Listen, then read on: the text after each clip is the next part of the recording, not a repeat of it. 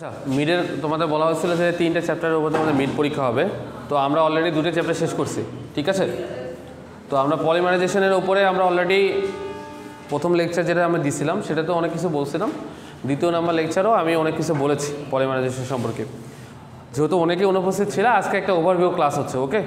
So যারা class করো না তারা একটু মনোযোগ সহকারে ক্লাসটা করো। তোমাদের যেহেতু পরীক্ষার সামনে চলে আসতে এই চ্যাপ্টার থেকে 2 সেট কোশ্চেন পরীক্ষায় থাকবে, ক্লিয়ার। আমরা যেটা দেখছিলাম সেটা হচ্ছে পলিমার নিয়ে আমরা কথা বলছিলাম অলরেডি। পলিমার কি আসলে, রাইট? পলিমার কি আসলে বলো তো, কি ছিল পলিমার, কি ছিল?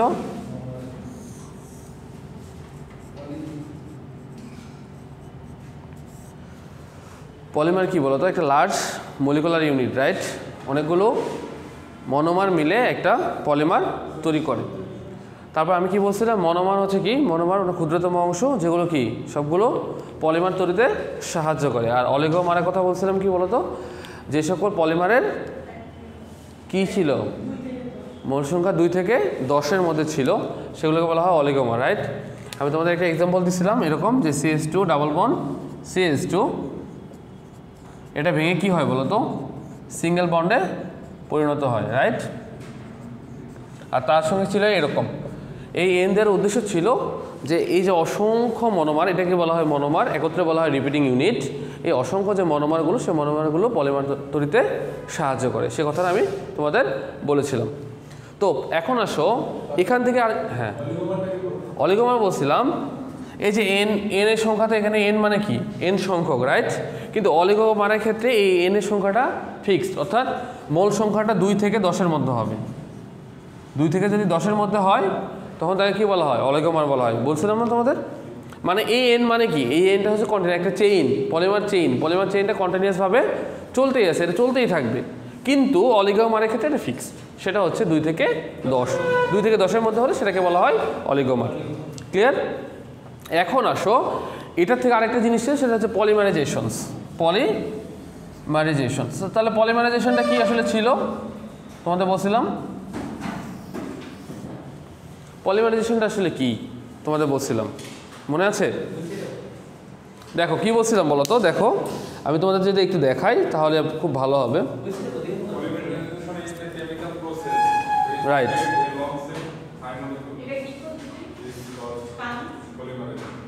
ওকে, এই তাহলে কি বলছিলাম বলো তো, পলিমারাইজেশন একটা হচ্ছে কেমিক্যাল প্রসেস। ভালো করে দেখো এখানে, যেখানে কি থাকে বলো তো, অনেকগুলো স্মল রিপিটিং ইউনিট থাকে, সবগুলো মিলে কি হয়, একটা লার্জ মলিকুল তৈরি করে। যদি তৈরি করে তাকে কি বলা হয় বলো তো, পলিমার অথবা পলিমারাইজেশন বলা হয়। তাহলে পলিমারাইজেশন হচ্ছে এক ধরনের কি বলো তো, কেমিক্যাল প্রসেস, যেখানে অনেকগুলো কি থাকে, রিপিটিং ইউনিট বা মনোমার থাকে, সেগুলো কি থাকে, খুবই ক্ষুদ্র। এগুলো কি স্মল না, এগুলো একত্রে যুক্ত হয়ে কি হয় বলো তো, একটা বড় আকারের একটা মলিকুলার ওয়েট তৈরি করে, রাইট? সেটাকে কি বলা হয় একত্রে, পলিমারাইজেশন বলা হয়। পরীক্ষার জন্য খুবই ইম্পর্টেন্ট, ডিফাইন পলিমারাইজেশন, ক্লিয়ার?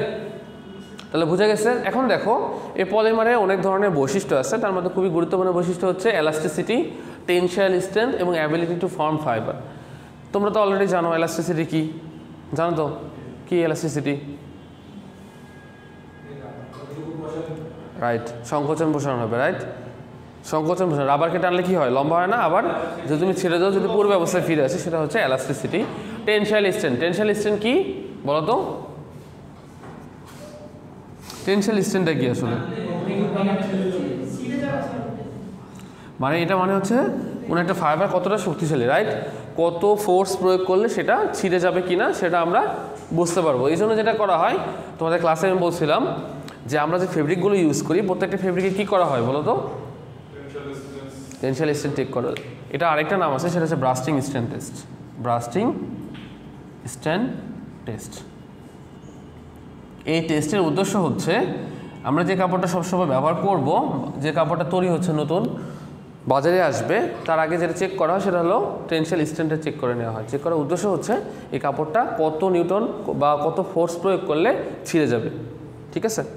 কারণ নতুন কাপড় তুমি কিনলে যদি পরের দিনই ছিঁড়ে যায় তাহলে তুমি সে কাপড় কিনবা না, রাইট?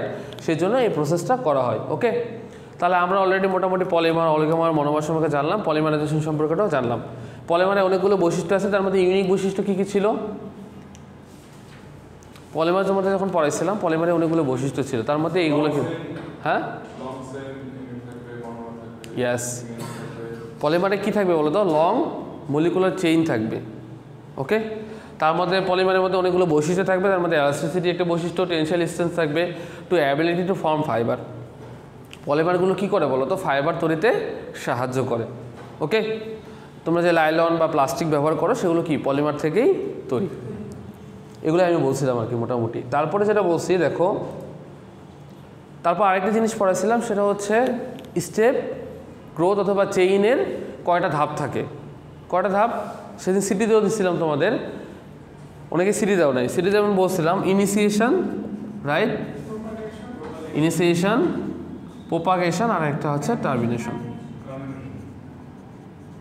সিটিতে ছিল না এটা তোমাদের, এটা ছিল টার্মিনেশন। তাহলে ইনিশিয়েশনের কাজ কি তোমাদের বলছিলাম, কেউ একজন বলো তো ইনিশিয়েশনে কি করা হয়? তোমাদের বলছিলাম যে না, ইনিশিয়েশনের কাজ কি ছিল? ইনিশিয়েশনের কাজ ছিল এই যে ডাবল বন্ড ছিল, দেখো এখানে একটা ডাবল বন্ড ছিল না? ইয়েস, ডাবল বন্ড ভেঙে এরা হচ্ছে সিঙ্গেল বন্ডে পরিণত হবে, সেটা ছিল ইনিশিয়েশন, রাইট? একটা বিক্রিয়াও তোমাদের দেখাইছিলাম, তোমরা খুব ভালো করে খেয়াল করে থাকবা। তারপর প্রোপাগেশনে কি ছিল? প্রোপাগেশনে এটা ছিল, কি ছিল বলো তো? একটা অ্যাক্টিভ সাইট তৈরি হয়। তোমাদের এরকম বলছিলাম যে একটা কি থাকে বলো তো? এই এক্সের পরিবর্তে কি থাকে? একটা হাইড্রোজেন বন্ড নতুন করে যুক্ত হয়েছে, এখানে কি হয়? একটা অ্যাক্টিভ সাইট তৈরি হয়। আর হ্যাঁ, টার্মিনেশনে কি ছিল? টার্মিনেশন মানে হচ্ছে এই যে চেইন বিক্রিয়াটা, এটা তো কন্টিনিউয়াসভাবে চলতে ছিল, বাট টার্মিনেশন মানে হচ্ছে শেষ হওয়া বা সমাপ্তি। এখানে কি বলা হয়? ডেড। আরেকটা কি নাম ছিল টার্মিনেশনের? কি নাম ছিল বলো তো? টার্মিনেশনের আরেকটা নাম ছিল, কি ছিল নামটা?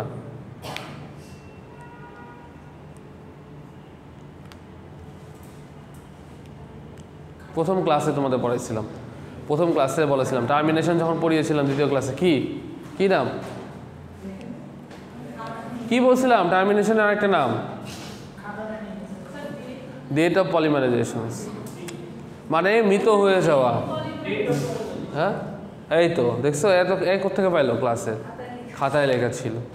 তো যেটা করা হয় এখানে কি ব্যবহার করা হয়? লাস্টে টার্মিনেশন এসে বিক্রিয়াটা শেষ করা হয়, রাইট? সেই জিনিসগুলো সম্পর্কে কথা বলছিলাম। আজকেও আমাদের যেটা দেওয়া আছে দেখো, ফ্রি রেডিক্যাল পলিমারাইজেশনের ক্ষেত্রেও 3টা স্টেপ। এটা কিসের ছিল বলো তো? চেইন গ্রোথ, এটা ছিল হচ্ছে চেইন অথবা হচ্ছে স্টেপ গ্রোথ। এগুলোর ধাপ কয়টা? এরকম প্রশ্ন, এরকম ধাপ হলো কয়টা ছিল? 3টা। এখন এখানে যেটা ছিল ফ্রি রেডিক্যাল পলিমারাইজেশন, এখানেও কয়টা স্টেপ? 3টা স্টেপ। একটা হচ্ছে কি ইনিশিয়েশন অফ ফ্রি রেডিক্যাল, 2 নম্বর হচ্ছে প্রোপাগেশন অফ ফ্রি রেডিক্যাল, 3 নম্বরটা হচ্ছে termination of free radical. Free radical আসলে কি? ফ্রি রেডিক্যালটা কি আসলে, এটা সম্পর্কে একটু জানা দরকার। কে বলতে পারো ফ্রি রেডিক্যাল কি? তোমাদের গত ক্লাসে পড়াইছিলাম ফ্রি রেডিক্যাল কি আসলে। ফ্রি রেডিক্যাল জিনিসটা আসলে কি? গত ক্লাসে পড়ালাম না তোমাদের? ফ্রি রেডিক্যাল জিনিসটা কি আসলে?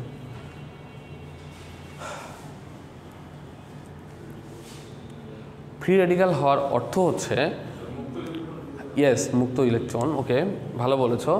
তোমাদের এখানে মনে আছে কি না, আমরা যখন প্রোপাগেশন পড়ছিলাম, যারা শুরু থেকে ক্লাস করছে পলিমারের প্রথম ক্লাস থেকে এখন পর্যন্ত যারা করেছো, তারা জানো যে প্রোপাগেশনে আমরা কি করেছিলাম বলো তো? একটা অ্যাক্টিভ সাইট তৈরি হয়েছিল, মনে আছে? কি বলছিলাম? Active site. তুমি দেখবা সি এর এখানে কি নতুন করে কি যুক্ত হয়েছিল? হাইড্রোজেন যুক্ত হয়েছিল, রাইট? এটাকে বলা হয় অ্যাক্টিভ সাইট, অর্থাৎ নতুন করে এডিশন হবে। অর্থাৎ যে জায়গাগুলো এরকম থাকবে, ফাঁকা জায়গা থাকবে, মুক্তজোন ইলেকট্রন থাকবে, সেখানে কি হবে? নতুন করে হাইড্রোজেন যুক্ত হবে। এ ধরনের অবস্থা হলে তাকে বলা হয় ফ্রি রেডিক্যাল। আমরা অলরেডি এরকম পড়ছি, ওজন পড়ছি না? ওজন স্তরের ক্ষেত্রে কী হয়? ফ্রি রেডিক্যাল আছে না? এরকম হয় কি না? ওজন ছিল, এরকম পড়ছো? অথবা ক্লোরিন ফ্রি রেডিক্যাল পড়ছো না? এইটার অর্থ হচ্ছে এই জায়গাটা ফাঁকা থাকে, নতুন করে একটা মনোমার যুক্ত হবে। যদি এই ধরনের যুক্ত হওয়ার জন্য জায়গা থাকে বা মুক্ত জোড় ইলেকট্রন থাকে তখন তাকে বলা হয় ফ্রি রেডিক্যাল। এখানে বলা আছে দেখো, a free radical polymerization is a polymerizing approach by which successive addition of free radical take place to form a polymer unit। অর্থাৎ যে মুক্ত জোড় ইলেকট্রনটা থাকে, যেখানে ফাঁকা জায়গা থাকে, এখানে নতুন করে একটা আমি অ্যাক্টিভ সাইট বসাইতে পারবো। যদি এরকম কোনো জায়গা থাকে তখন তাকে কী বলা হয়? ফ্রি রেডিক্যাল বলা হয়। ক্লিয়ার কি না? ওকে, দেখো এটা হতে পারে it is a type of chain growth polymerization. তোমাদের বলছিলাম চেইন গ্রোথ সম্পর্কে তোমাদের আলোচনা করছিলাম। কি বলছিলাম? চেইন গ্রোথ পলিমারাইজেশন কি বলছিলাম? চেইন গ্রোথ পলিমারাইজেশন, ইয়ে কি বলছিলাম? চেইন গ্রোথের ক্ষেত্রে একটার সাথে আরেকটা মনোমার যুক্ত থাকবে, রাইট? এই ধরনের চেইন বলা হয়। কারণ কি বলতো, এই বিক্রিয়াটা কিন্তু বারবার চলতেই আছে। যেমন এখানে CH2 হয়েছে, এটা কিন্তু CH2 হিসাবে কি চলতে থাকবে। তো একটার সাথে আরেকটা যুক্ত হলো না, যুক্ত হয়ে কিন্তু পলিমার গঠন করে। ক্লিয়ার? তাহলে এগুলো নিয়ে আমি মোটামুটি আলোচনা করেছিলাম। তারপরে দেখো এখানে দেখো ফ্রি রেডিক্যালের সঙ্গে ভালো করে বিক্রিয়ার দিকে দেখো। অলরেডি আমি এটা নিয়ে আলোচনা করছি। ফ্রি রেডিক্যালের ক্ষেত্রে যেটা প্রথমে হয়, এখানে কি করা হয়েছে বলতো, ইনিশিয়েশনে যেটা হয় যে পলিমারাইজেশন প্রসেসের প্রথম প্রসেসটা হচ্ছে ইনিশিয়েশন। এর কাজই হচ্ছে ডাবল বন্ড ভেঙে সিঙ্গেল বন্ডে আমাকে পরিণত করা। এখানে তাই করা হয়েছে, দেখো এখানে কিন্তু তাই করা হয়েছে। এটা যখন ফ্রি রেডিক্যাল ছিল, এটার সঙ্গে কি যুক্ত হয়েছে না, কার্বন ডাবল বন্ড কার্বন। এই হাতগুলো ফাঁকা মানে কি হাইড্রোজেন বন্ড আছে, রাইট? তাহলে কি হবে বলো তো, এগুলো কি ডাবল বন্ড থেকে সিঙ্গেল বন্ডে পরিণত হবে। এটা হচ্ছে ফ্রি রেডিক্যালের কাজ বা ইনিশিয়েশনের কাজ, রাইট? এটাই বলছিলাম। এগুলো কিন্তু বিক্রিয়া পরীক্ষা থাকবে, এভাবে কিন্তু দিয়ে দিতে হবে। ক্লিয়ার? তারপর কি বলছিলাম বলো তো, প্রোপাগেশনের ক্ষেত্রে কি হবে? সেম জিনিসটাই হবে। একটা নতুন করে দেখো অ্যাক্টিভ সাইট একটা তৈরি হয়েছে। দেখো এখানে একটা কি নতুন করে কি বলতো, এই একটা ফ্রি রেডিক্যাল অ্যাক্টিভ সাইট তৈরি হয়েছে। এখানে যে ডাবল বন্ড ছিল, এই ডাবল বন্ডটা ভেঙে কিন্তু সিঙ্গেল বন্ডে কিন্তু পরিণত হয়েছে। নতুন করে একটা অ্যাক্টিভ সাইট তৈরি হবে কোথায়? প্রোপাগেশনে। লেখাগুলো একটু দেখলেই বুঝতে পারবা। ওকে, এটা বলছিলাম। আর লাস্টে একটা কথা বলছিলাম, সেটা হচ্ছে টার্মিনেশন অফ ফ্রি রেডিক্যাল।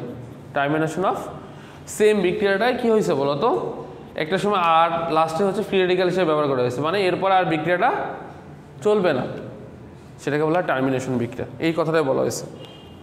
ঠিক আছে? ক্লিয়ার? এই জিনিসগুলো আর বাংলা যেগুলো বললাম সেগুলো একটু ইংলিশে লেখা আছে, সেই জিনিসগুলো একটু দেখতে হবে। তারপরে যেটা পড়িয়েছিলাম সেটা হচ্ছে এই অ্যাপ্লিকেশন, ফ্রি রেডিক্যালের অ্যাপ্লিকেশনগুলো কী কী, খুবই গুরুত্বপূর্ণ। অর্থাৎ আমরা যে ফ্রি রেডিক্যাল ব্যবহার করি, এগুলো কোন জায়গায় আমরা ব্যবহার করি। নাম্বার 1 ছিল কি বলতো, সিনথেসাইজ পলিস্টাইরিন এবং এলাস্টোমার। এলাস্টোমারের ক্ষেত্রে আমরা কি ব্যবহার করি? অবশ্যই ব্যবহার করি, পলিমারটা ব্যবহার করি। ঠিক আছে? তারপর কি বলা আছে দেখো তো, কেমিক্যাল সারফেক্টেন্ট বা লুব্রিকেন্টের ক্ষেত্রেও আমরা কি ব্যবহার করি। ঠিক আছে? তারপর আছে দেখো ম্যানুফ্যাকচারিং, হচ্ছে কার্ডিওলজির কথা বলছিলাম, যেটা সে পলিমারের যে ব্যবহারটা, সেই ব্যবহারটা শুধুমাত্র যে টেক্সটাইলের জন্য আছে তা না, মেডিকেল থেকে শুরু করে সবগুলো সেক্টরে কি পলিমারের ব্যবহারটা আছে, সেটার কথা বলা হয়েছে। আরেকটা হচ্ছে ন্যানো কম্পোজিট হাইড্রোজেল। ন্যানো কম্পোজিটটা কি আসলে? তোমাদের ন্যানো টেকনোলজি নিয়ে একটা অ্যাসাইনমেন্ট দিয়েছিলাম তোমাদের, রাইট? তোমরা অলরেডি জমা দিছো। তাহলে ন্যানো কম্পোজিটটা আসলে কি? কম্পোজিট ওয়ার্ডটা কি আসলে? কম্পোজিট মানে কি জানো তো নাকি? কম্পোজিট কি?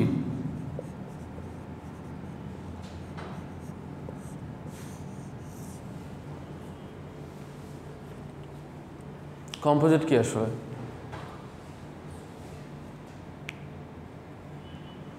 এটা নিয়ে এখন গবেষণা হচ্ছে, কম্পোজিট। হ্যাঁ, এটা নিয়ে এখন গবেষণা হচ্ছে। যেটা আমি একটা এক্সাম্পল দেই, আমরা দেখি নাই, ধরো হচ্ছে কটনে ওয়েস্টেজ আছে না,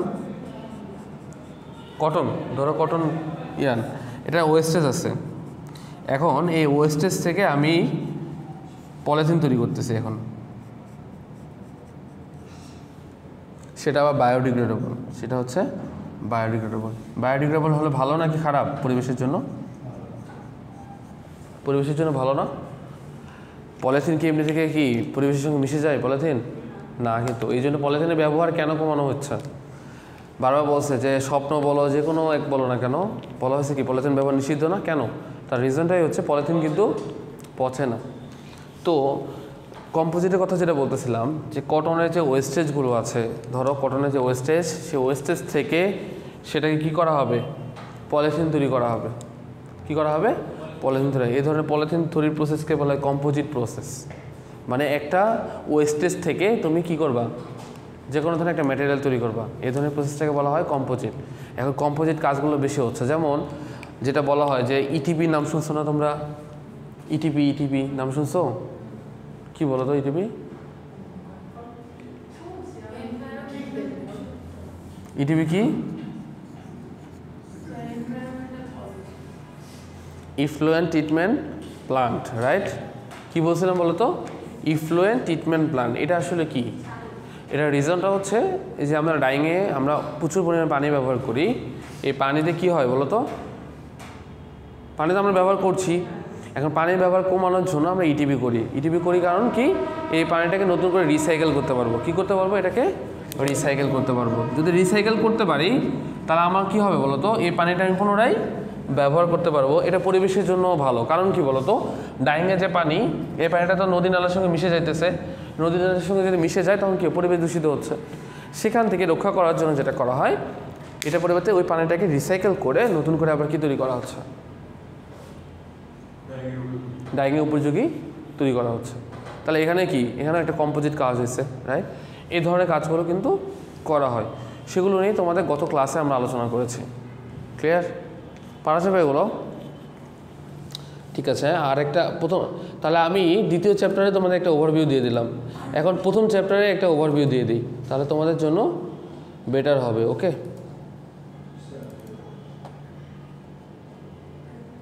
আচ্ছা, যেহেতু আমি এগুলো বললামই,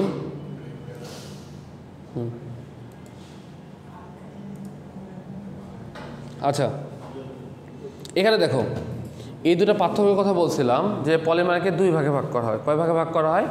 দুই ভাগে ভাগ করা হয়। তোমাদের বলছিলাম একটা হচ্ছে অ্যাডিশন পলিমারাইজেশন, একটা হচ্ছে কনডেনসেশন পলিমারাইজেশন। তো অ্যাডিশন পলিমার এবং কনডেনসেশন পলিমারের মধ্যে পার্থক্যটা তোমাদের পরীক্ষায় সবসময় থাকে। এর মধ্যে আসলে বেসিক পার্থক্য কোনটা? এর মধ্যে বেসিক পার্থক্য কোনটা বলো তো? তাহলে অ্যাডিশন পলিমার কি বলো তো? অ্যাডিশন পলিমারে কি হয়? তোমাদের বলছিলাম অ্যাডিশন পলিমারে ডাবল বন্ড থাকুক আর হচ্ছে ট্রিপল বন্ড থাকুক, সেই বন্ডগুলো ভেঙে সিঙ্গেল বন্ডে পরিণত হবে। কি বললাম বলো তো? অ্যাডিশন পলিমারে সেটা যদি ডাবল বন্ড থাকে অথবা ট্রিপল বন্ড থাকে, সেই বন্ডটা ভেঙে সিঙ্গেল বন্ডে পরিণত হবে। এ ধরনের যদি হয় তখন তাকে বলা হয় অ্যাডিশন পলিমারাইজেশনস। ক্লিয়ার? তাহলে কি বলতো? ইথিলিনকে ভাঙলে, একটু আগে আমরা এক্সাম্পল দিয়েছিলাম ethylene CH2 double bond CH2 মানে ইথিলিন। ইথিলিনকে ভেঙে আমরা কি করছি বলতো? ইথেন করছি, যেটাকে বলা হয় পলিইথিলিন বলা হয়। ওকে, এটা হলো এক্সাম্পল। তাহলে কনডেনসেশন পলিমারাইজেশনটা কি আসলে বলছিলাম বলতো? এখানে কি হয় নর্মালি? কি হয় বলতো? যে মনোমারগুলো link together with the release of small molecule like water during the process. অর্থাৎ কনডেনসেশন মানে কি? বাষ্পীভূত হয়ে উড়ে যাওয়া। অর্থাৎ যখন এই যে পলিমারটা তৈরি করা হয় অথবা হচ্ছে পলিথিন তৈরি করা হয়, এই সময় যখন গরম পানি দেওয়া হয়, এই পানিটাকে কি করা হয় বলতো? ধরো ফিনিশিং করা হয়। ধরো যখন ফিনিশিং করা হয় তখন কি করা হয়? ওখানে গরম পানিও দেওয়া হয়, ঠান্ডা পানিও দেওয়া হয়। কেন ঠান্ডা পানি দেওয়া হয়?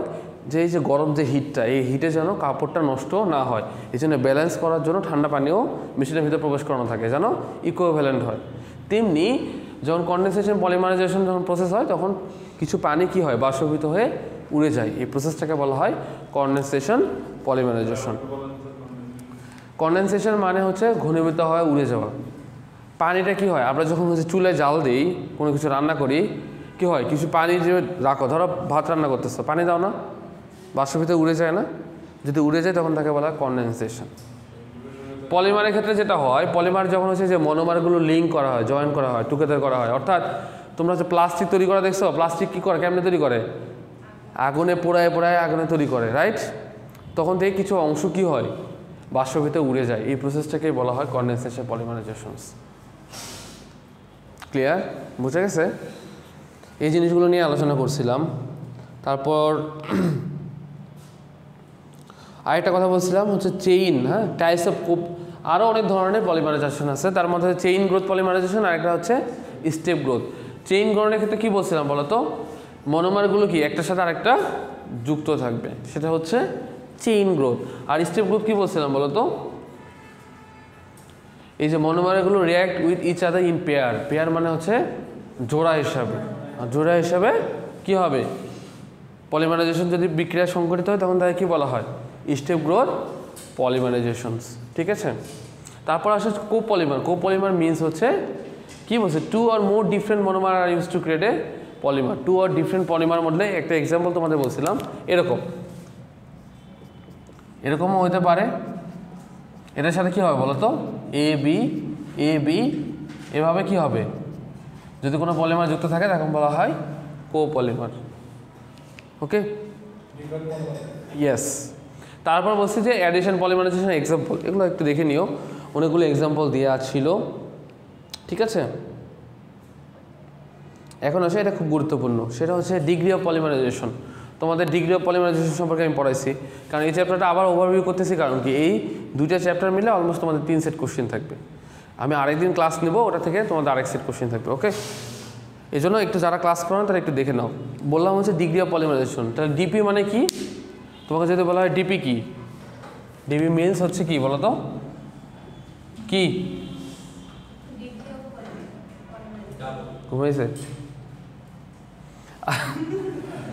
ডিবি মিনস হচ্ছে ডিগ্রি অফ পলিমারাইজেশন। তাহলে ডিগ্রি অফ পলিমারাইজেশনটা আসলে কি বলতো, ডিগ্রি অফ পলিমারাইজেশনটা হচ্ছে কি বলা হয়েছে, is a measure of chain length হবে পলিমার মলিকুল, পলিমার মলিকুলের চেইন লেন্থ। আর মনে রাখবা একটা কটনের ডিগ্রি অফ পলিমারাইজেশন থাকে হচ্ছে 4000 থেকে 5000, কোথাও লেখা নেই, লিখে নাও 4000 থেকে 5000 হচ্ছে কটনের ডিপি হচ্ছে কত, 4000 থেকে 5000। আর ডিগ্রি অফ পলিমারাইজেশন কীভাবে বের করা যায় হচ্ছে বলা হয়েছে, দেখো, dividing the molecular weight of the polymer by the molecular weight of repeating unit. অর্থাৎ একটা পলিমারের মলিকুলার ওয়েট কতটুকু হবে তার অ্যাভারেজ, ধরো মলিকুলার ওয়েট অনেকগুলো, M1 M2 M3 এভাবে, রাইট, ভাগ করে টোটাল কত সংখ্যা, সেই সংখ্যাতে ভাগ করে তার অ্যাভারেজটা পাওয়া যায় সবসময়। এটার যে অ্যাভারেজ ভাগ রিপিটিং ইউনিট, কটা রিপিটিং ইউনিট, ধরো এটা রিপিটিং ইউনিট, এটা আরেকটা মনে রাখবা, রিপিটিং ইউনিট শুধু একটাই হয় এমনও না, রিপিটিং ইউনিট কিন্তু আলাদা আলাদাও হইতে পারে। ঠিক আছে, তবে আরেকটা জিনিস দেখো, তাহলে আমি ডিগ্রি অফ পলিমারাইজেশন কীভাবে বের করবো, তাহলে সংজ্ঞাটা তুমি এভাবে দিতে পারো, কীভাবে দিতে পারো বলো তো, it is the ratio of molecular weight of the polymer to molecular weight of the repeating unit. কি বললাম, ডিগ্রি অফ পলিমারাইজেশন কাকে বলে তার সংজ্ঞাটা বলেছি, the ratio of the molecular weight of the polymer to molecular weight of the repeating unit. বুঝে গেছে, এটাকে বলা হয় ডিগ্রি অফ পলিমারাইজেশন। বুঝে গেছে, মানে রেশিও দিয়ে করবা, এই যে দেখবা যে the ratio of molecular weight of the polymer to the molecular weight of repeating unit, এটাকে কি বলা হয়, ডিগ্রি অফ পলিমারাইজেশন। ওকে, তারপর দেখো, যদি ডিগ্রি অফ পলিমারাইজেশন মানটা যদি অনেক বেশি হয় তাহলে যে মেকানিক্যাল প্রপার্টিসগুলো থাকে সেই মেকানিক্যাল প্রপার্টিস বেটার হয়। মেকানিক্যাল প্রপার্টিসের এক্সাম্পল কি বলছিলাম, অনেকগুলো বলছিলাম, কি কি, breaking load, work factor, strain, tensile strain, এগুলো বলছিলাম না। তোমাদের টেক্সটাইল ফিজিক্সটা আমি পড়াইছি, টরশনাল স্ট্রেন এগুলো পড়াইছি না, ওগুলো হচ্ছে মেকানিক্যাল প্রপার্টিস। সো মেকানিক্যাল প্রপার্টিসগুলো ভালো হবে, ক্লিয়ার। তারপর বলছে দুই ধরনের থাকে ডিপি, একটা হচ্ছে কি বলতো নাম্বার অ্যাভারেজ, আর একটা হচ্ছে ওয়েট অ্যাভারেজ। এটা আমরা এই যে আজকেই শুরু করতাম, যেহেতু ওভারভিউ দিচ্ছি এটা পড়ি নেই, 3য় নাম্বার চ্যাপ্টার পড়বো ডিগ্রি অফ পলিমারাইজেশনের মলিকুলার ওয়েটটা সম্পর্কে, ক্লিয়ার, পারা যাবে না। তাহলে ডিগ্রি অফ পলিমারাইজেশন রিপ্রেজেন্ট করে কি বলতো, the average number of repeating unit, আর একটা হচ্ছে কি মলিকুলার ওয়েট ডিস্ট্রিবিউশন। অর্থাৎ একটু আগে আমরা উপরের সঙ্গে পড়ছিলাম, দেখো, molecular weight of the polymer to molecular weight of repeating unit, এই দুটো ইউনিটের যে অ্যাভারেজ সেটাকে বলা হয় ডিগ্রি অফ পলিমারাইজেশন, ক্লিয়ার। আর একটা বলে শেষ করব, এটাই শেষ তোমাদের ক্লাস, ঠিক আছে। পলিমারকে অনেক ভাগে ভাগ করা হয়, একটু আগে আমি বলছিলাম মেইনলি 2 ভাগে ভাগ করা হয়, তাছাড়া অনেকগুলো ক্লাসিফিকেশন আছে। বাট পলিমারে যদি পরীক্ষা থাকে classification on the basis of কি বলতো, ক্রিস্টালিনিটি, তাহলে এই 3টা দিতে হবে। পরীক্ষার জন্য খুব গুরুত্বপূর্ণ। পরীক্ষার জন্য প্রশ্ন ইজি হবে, বাট বুঝে বুঝে অ্যান্সার করতে হবে। তোমাদের বারবার বলতেছে কিন্তু যে যদি বলা হয় যে পলিমার কয় ভাগে ভাগ করা হয়, মেইনলি কয় ভাগে ভাগ করা হয়? 2 ভাগে, অ্যাডিশন, কনডেনসেশন। যদি classification of polymer on different basis, তাহলে আরও এগুলো দিবা একটু আগে, স্টেপ গ্রোথ, চেইন গ্রোথ, কোপলিমার, তারপরে হচ্ছে এডিশন, কনডেনসেশন, সবগুলো ঢুকাইতে পারবা। বাট তোমাকে যদি স্পেসিফিক করে দেওয়া হয় যে classification on the basis of crystallinity, তাহলে তোমাকে কিন্তু এই 3টা দিতে হবে। কি কি? একটা হচ্ছে আইসোট্যাকটিক, 2 নম্বর হচ্ছে সিন্ডিওট্যাকটিক এবং অ্যাট্রাকটিক। তাহলে আমি কি বলছিলাম? আইসোট্যাকটিকের এক্সাম্পল কি দিচ্ছিলাম বলো তো, মনে আছে? তোমাদের আইসোট্যাকটিকের এক্সাম্পল দিয়েছিলাম এরকম না, এই যে এরকম দিয়েছিলাম না, যে একই থাকবে, সেম পলিমারগুলো থাকবে। বাট কী ছিল বলো তো? সিন্ডিওট্যাকটিকে alternative configuration. Alternative configuration means হচ্ছে এরকম এ বি এরকম অল্টার হিসেবে থাকবে। যদি এরকম হয় তখন তাকে বলা হয় সিন্ডিওট্যাকটিক। তারপরে লাস্টে হচ্ছে অ্যাট্রাকটিক। অ্যাট্রাকটিক থাকবে কি বলো তো? কমপ্লিটলি র্যান্ডম এ maybe consider combination of isotactic এবং সিন্ডিওট্যাকটিক। র্যান্ডমলি চলতে থাকবে, মানে এরকমও হতে পারে, দেখো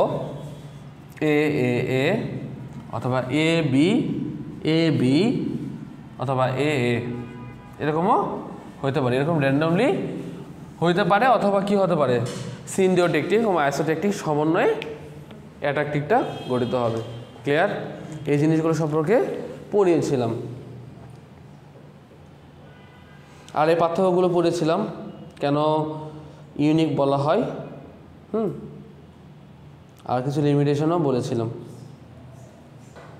তার মধ্যে এইটা খুব গুরুত্বপূর্ণ যে পলিমারকে কেন ইউনিক বলা হয়। কিছু বৈশিষ্ট্য কথা বলছিলাম। একটা হচ্ছে বলছিলাম হচ্ছে লং চেইন স্ট্রাকচার, এটার মলিকুলার ওয়েট থাকে। তারপর ভার্সালিটি ইন প্রপার্টিসগুলো অনেক ভালো থাকে। যেমন একটা বৈশিষ্ট্য হচ্ছে বায়োডিগ্রেডেবল। তারপর ডিউরেবল মানে কি আসলে? ডিউরেবল মানে কি ভালো?